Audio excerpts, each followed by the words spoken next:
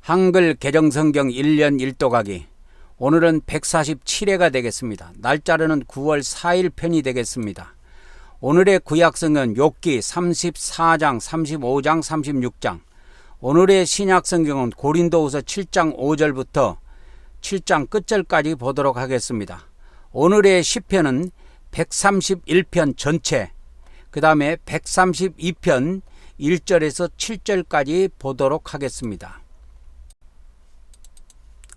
욥기 34장, 35장, 36장 내용 요약입니다. 엘리야는 의롭다고 주장하는 욥을 악인에 비유하면서 욥이 하나님을 거역하는 말을 많이 한다고 하였습니다. 그리고 하나님의 공의와 공평하심을 들어 욥을 비난하면서 고난 가운데서 하나님께 불평하지 말라고 권고하였습니다. 34장. 엘리후가 말하여 이르되 지혜 있는 자들아 내 말을 들으며 지식 있는 자들아 내게 귀를 기울이라. 입이 음식물의 맛을 분별함같이 귀가 말을 분별하나니 우리가 정의를 가려내고 무엇이 선한가 우리끼리 알아보자. 욥이 말하기를 내가 의로우나 하나님이 내 의를 부인하셨고 내가 정당함에도 거짓말쟁이라 하였고 나는 허물이 없으나 화살로 상처를 입었노라 하니 어떤 사람이 욥과 같으랴. 욥이 비방하기를 물 마시듯 하며 악한 일을 하는 자들과 한패가 되어 악인과 함께 다니면서 이르기를 사람이 하나님을 기뻐하나 무익하다 하는구나. 그러므로 너희 총명한 자들아 내 말을 들으라. 하나님은 악을 행하지 아니하시며 전능자는 결코 불의를 행하지 아니하시고 사람의 행위를 따라 갚으사 각각 그의 행위대로 받게 하시나니 진실로 하나님은 악을 행하지 아니하시며 전능자는 공의를 굽히지 아니하시느니라. 누가 땅을 그에게 맡겼느냐? 누가 온 세상을 그에게 맡겼느냐? 그가 만일 뜻을 정하시고 그의 영과 목숨을 거두실진데 모든 육체가 다 함께 죽으며 사람은 흙으로 돌아가리라. 만일 내가 총명이 있거든 이것을 들으며 내 말소리에 귀를 기울이라. 정의를 미워하시는 이시라면 어찌 그대를 다스리시겠느냐? 의롭고 전능하신 이가 그대를 정죄하겠느냐? 그는 왕에게라도 무용지물이라 하시며 지도자들에게라도 악하다 하시며 고관을 외모로 대하지 아니하시며 가난한 자들 앞에서 부자의 낯을 세워주지 아니하시나니 이는 그들이 다 그의 손으로 지으신 바가 됨이라. 그들은 한밤중에 순식간에 죽나니 백성은 떨며 사라지고 세력 있는 자도 사람의 손을 빌리지 않고 제거함을 당하느니라. 그는 사람의 길을 주목하시며 사람의 모든 걸음을 감찰하시나니 행악자는 숨을 만한 흑암이나 사망의 그늘이 없느니라. 하나님은 사람을 심판하시기에 오래 생각하실 것이 없으시니 세력 있는 자를 조사할 것 없이 꺾으시고 다른 사람을 세워 그를 대신하게 하시느니라. 그러므로 그는 그들의 행위를 아시고 그들을 밤사이에 뒤집어 엎어 흩으시는도다. 그들을 악한 자로 여겨 사람의 눈앞에서 치심은 그들이 그를 떠나고 그의 모든 길을 깨달아 알지 못함이라. 그들이 이와 같이 하여 가난한 자의 부르짖음이 그에게 상달하게 하며 빈궁한 사람의 부르짖음이 그에게 들리게 하느니라. 주께서 침묵하신다고 누가 그를 정죄하며 그가 얼굴을 가리신다면 누가 그를 배울 수 있으랴.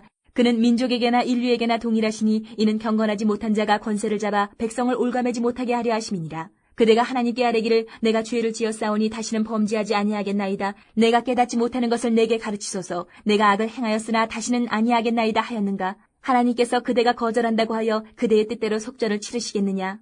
그러면 그대가 스스로 택할 것이요 내가 할 것이 아니니 그대는 아는 대로 말하라. 슬기로운 자와 내 말을 듣는 지혜 있는 사람은 반드시 내게 말하기를 욥이 무식하게 말하니 그의 말이 지혜롭지 못하도다 하리라. 나는 욥이 끝까지 시험받기를 원하노니 이는 그 대답이 악인과 같음이라. 그가 그의 죄에 반역을 더하며 우리와 어울려 손뼉을 치며 하나님을 거역하는 말을 많이 하는구나.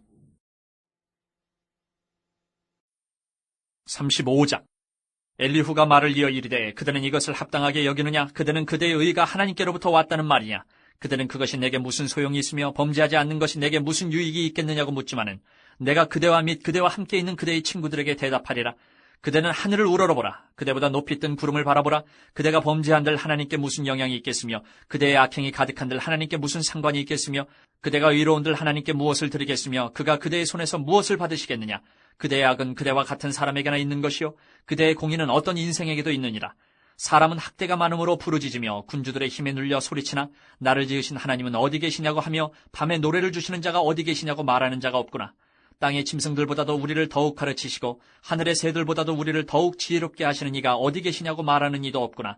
그들이 악인의 교만으로 말미암아 거기에서 부르짖으나 대답하는 자가 없음은 헛된 것은 하나님이 결코 듣지 아니하시며 전능자가 돌아보지 아니하심이라. 하물며 말하기를 하나님은 배울 수 없고 일에 판단하심은 그 앞에 있으니 나는 그를 기다릴 뿐이라 말하는 그대일까 보냐. 그러나 지금은 그가 진노하심으로 벌을 주지 아니하셨고 악행을 끝까지 살피지 아니하셨으므로 욥이 헛되이 입을 열어 지식 없는 말을 많이 하는구나. 36장. 엘리후가 말을 이어 이르되 나를 잠깐 용납하라. 내가 그대에게 보이리니 이는 내가 하나님을 위하여 아직도 할 말이 있습니다.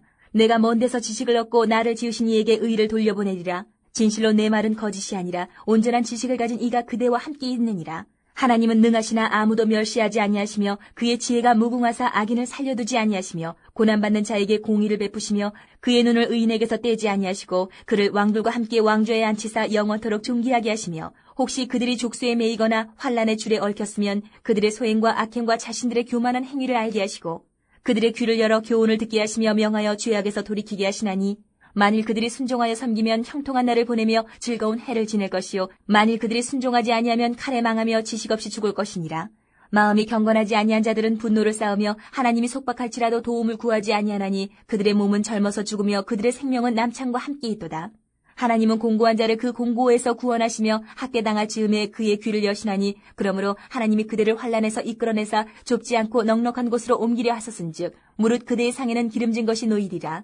이제는 악인의 받을 벌이 그대에게 가득하였고 심판과 정의가 그대를 잡았나니 그대는 분노하지 않도록 조심하며 많은 뇌물이 그대를 그릇된 길로 가게 할까 조심하라. 그대의 부르짖음이나 그대의 능력이 어찌 능히 그대가 공고한 가운데에서 그대를 유익하게 하겠느냐.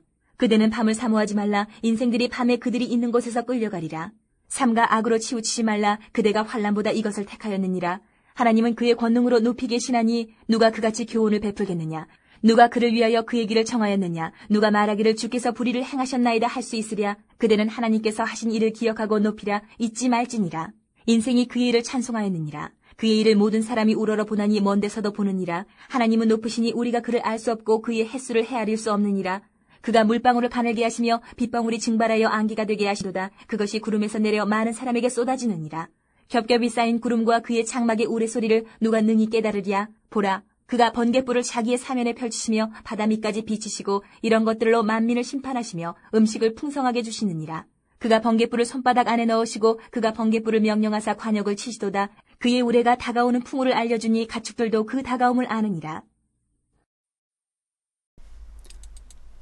고린도후서 7장 5절부터 끝절까지 내용 요약입니다. 사도 바울은 성도들이 근심함으로 회개에 이른 것을 기뻐하였습니다.